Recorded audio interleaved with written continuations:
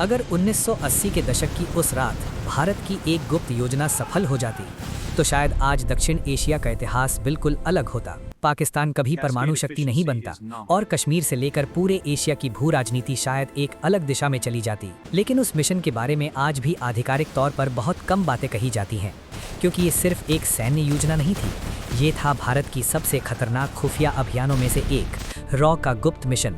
एक ऐसा मिशन जिसका लक्ष्य था पाकिस्तान के सबसे सुरक्षित और गुप्त परमाणु केंद्र काहूटा न्यूक्लियर फैसिलिटी। लेकिन इस कहानी को समझने के लिए हमें थोड़ा पीछे जाना होगा। 1971, वो युद्ध जिसने पाकिस्तान को बदल दिया। भारत और पाकिस्तान के बीच युद्ध चल रहा था। ये युद्ध सिर्फ सीमाओं का नहीं था, ये दक्षिण एशिया की राजनीति को हमेशा के लिए बदल देने वाला युद्ध था। 13 दिन तक चले इस संघर्ष में पाकिस्तान को भारी हार का सामना करना पड़ा। पूर्वी पाकिस्तान टूटकर एक नए देश में बदल गया, बांग्लादेश। ये हार पाकिस्तान की सेना और नेतृत्व के लिए बहुत बड़ा झटका थी। और इसी हार के बाद पाकिस्तान के प्रधानमंत्री जुल्फिकार अली भुट्टो ने एक बयान दिया, हम घास खा लेंगे लेकिन परमाणु बम जरूर बनाएंगे। ये बयान उस समय सिर्फ एक राजनीतिक प्रतिक्रिया लग रहा था, लेकिन कुछ सालों बाद दुनिया को पता चला भुट्टो ने जो कहा था वो सच में करने की तैयारी शुरू हो चुकी थी। पाकिस्तान का गुप्त परमाणु कार्यक्रम। 1970 के दशक के मध्य में पाकिस्तान ने अपना गुप्त परमाणु कार्यक्रम शुरू किया। इस कार्यक्रम का केंद्र बना काहूटा। ये इस्लामाबाद से लगभग 30-40 किलोमीटर दूर एक छोटा सा इलाका था, लेकिन कुछ ही वर्षों में यहाँ एक बेहद सुरक्षित वैज्ञानिक परिसर बन गया, काहूटा रिसर्च लैबोरेटरीज KRL। ये वही जगह थी जहां पाकिस्तान अपने परमाणु हथियार बनाने की कोशिश कर रहा था। लेकिन इस कार्यक्रम के पीछे असली दिमाग था डॉक्टर अब्दुल कादिर खान, AQ खान, वो वैज्ञानिक जिसने खेल बदल दिया। अब्दुल कादिर खान यूरोप में काम करते थे। वो एक डच कंपनी में काम कर रहे थे जहां यूरेनियम संवर्धन तकनीक पर रिसर्च होती थी। ये वही तकनीक थी जिससे परमाणु बम बनाए जा सकते थे। कुछ समय बाद उन्होंने उस तकनीक से जुड़ी कई महत्वपूर्ण जानकारी हासिल कर ली। फिर अचानक वो पाकिस्तान लौट आए और पाकिस्तान पहुंचने के बाद उन्होंने सरकार को प्रस्ताव दिया कि वो पाकिस्तान के लिए परमाणु कार्यक्रम विकसित कर सकते हैं। पाकिस्तान सरकार ने तुरंत इस प्रस्ताव को स्वीकार कर लिया और काहूटा में परमाणु संवर्धन का गुप्त कार्यक्रम शुरू हो गया। भारत की चिंता। भारत के खुफिया विभाग को जल्द ही ये समझ आ गया कि पाकिस्तान कुछ बड़ा कर रहा है। लेकिन असली सवाल ये था, क्या पाकिस्तान सच में परमाणु हथियार बना रहा है या ये सिर्फ वैज्ञानिक रिसर्च है? इन सवालों के जवाब ढूंढना बेहद जरूरी था, क्योंकि अगर पाकिस्तान परमाणु शक्ति बन जाता तो दक्षिण एशिया की शक्ति संतुलन पूरी तरह बदल सकता था। और यही जिम्मेदारी दी गई रॉ को। रॉ की खुफिया निगरानी। 1970 के दशक के अंत तक रॉ ने पाकिस्तान के परमाणु कार्यक्रम पर नजर रखना शुरू कर दिया। लेकिन काहूटा की सुरक्षा बेहद कड़ी थी। यहाँ चारों तरफ सैन्य सुरक्षा थी, बाहरी लोगों का प्रवेश लगभग असंभव था और पूरे परिसर को बेहद गोपनीय रखा गया था। ऐसे में जानकारी हासिल करना आसान नहीं था, लेकिन खुफिया एजेंसियों का काम ही होता है असंभव को संभव बनाना। रॉ ने धीरे धीरे अपना नेटवर्क तैयार करना शुरू किया। कुछ एजेंट पाकिस्तान के अंदर भेजे गए, कुछ स्थानीय संपर्क बनाए गए और धीरे धीरे काहूटा के अंदर क्या हो रहा है इसकी छोटी छोटी जानकारियां मिलने लगी। एक बड़ा संकेत। कुछ सालों की निगरानी के बाद रॉ को एक महत्वपूर्ण संकेत मिला। काहूटा में बड़ी मात्रा में ऐसे उपकरण लगाए जा रहे थे जो यूरेनियम संवर्धन के लिए उपयोग होते हैं। ये वही तकनीक थी जिससे परमाणु हथियार बनाए जा सकते थे। अब संदेह लगभग यकीन में बदल चुका था। पाकिस्तान सच में परमाणु बम बनाने की कोशिश कर रहा था। ये खबर भारत के लिए बेहद गंभीर थी। नई दिल्ली में इस खबर ने हलचल मचा दी। प्रधानमंत्री कार्यालय, सेना और खुफिया एजेंसियों के बीच लगातार बैठकें होने लगी। सबके सामने एक ही सवाल था, क्या पाकिस्तान को परमाणु शक्ति बनने से पहले रोका जा सकता है? कूटनीति से, अंतर्राष्ट्रीय दबाव से या किसी गुप्त कार्यवाही से? लेकिन धीरे धीरे चर्चा एक बेहद खतरनाक विचार की तरफ बढ़ने लगी। एक साहसी योजना। अगर पाकिस्तान का परमाणु कार्यक्रम खतरा बन रहा है तो क्यों ना उसके केंद्र को ही खत्म कर दिया जाए, यानी काहूटा पर हमला। यह विचार जितना सरल लग रहा था उतना ही जोखिम भरा था, क्योंकि इसका मतलब था पाकिस्तान की जमीन पर एक गुप्त सैन्य कार्यवाही। अगर मिशन असफल होता तो अंतर्राष्ट्रीय स्तर पर बड़ा संकट खड़ा हो सकता था। लेकिन अगर सफल हो जाता तो पाकिस्तान का परमाणु कार्यक्रम कई साल पीछे चला जाता।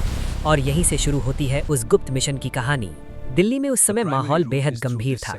खुफिया रिपोर्ट साफ संकेत दे रही थी कि पाकिस्तान का परमाणु कार्यक्रम सिर्फ एक वैज्ञानिक परियोजना नहीं रहा था।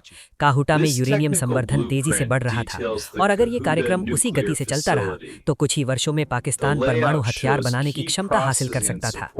भारत के लिए ये एक रणनीतिक खतरा था, इसलिए दिल्ली में लगातार गुप्त बैठकें हो रही थी। इन बैठकों में सैन्य अधिकारी, खुफिया एजेंसियों के प्रमुख और रणनीतिक सलाहकार शामिल होते थे। एक सवाल बार बार उठ रहा था, क्या पाकिस्तान को परमाणु शक्ति बनने से पहले रोका जा सकता है? कूटनीति से, अंतर्राष्ट्रीय दबाव से या किसी गुप्त कार्रवाई से?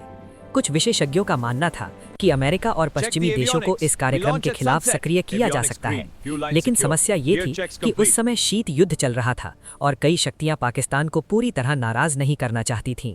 इसका मतलब ये था कि भारत को शायद अकेले ही कोई रास्ता निकालना होगा और यहीं से शुरू हुई चर्चा एक बेहद रिस्की भरे विकल्प की, काहुता पर एक गुप्त हवाई हमला।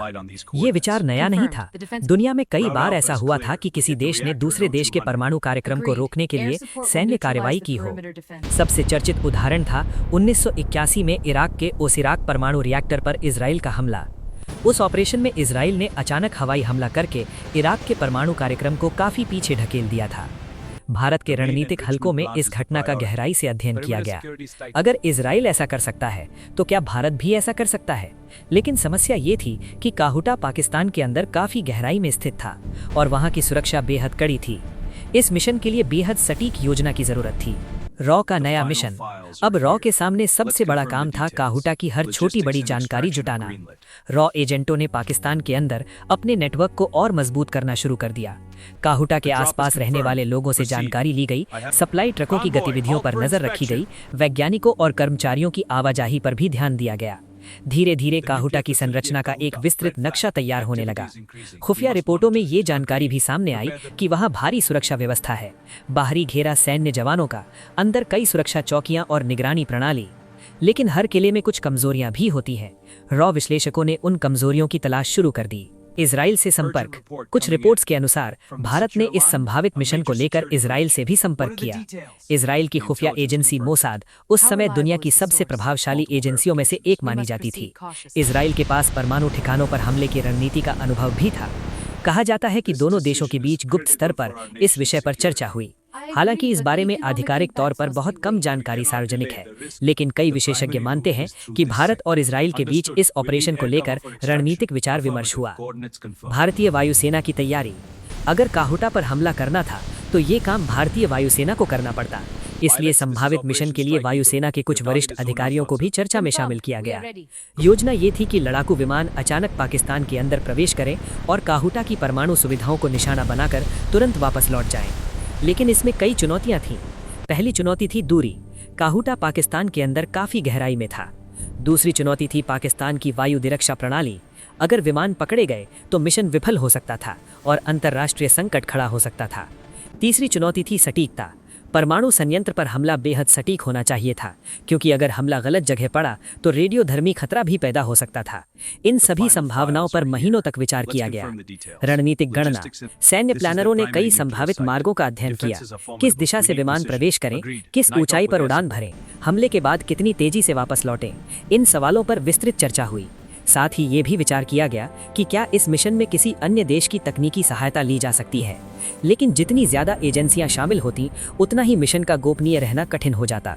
इसलिए योजना बेहद सीमित दायरे में रखी गई। अंतर्राष्ट्रीय राजनीति का दबाव। जैसे जैसे ये योजना आकार ले रही थी, वैसे वैसे अंतर्राष्ट्रीय राजनीति भी बदल रही थी। अमेरिका और कई पश्चिमी देश दक्षिण एशिया में बड़े सैन्य संघर्ष से बचना चाहते थे। अगर भारत पाकिस्तान के परमाणु संयंत्र पर हमला करता तो ये पूरे क्षेत्र को युद्ध की ओर ढकेल सकता था।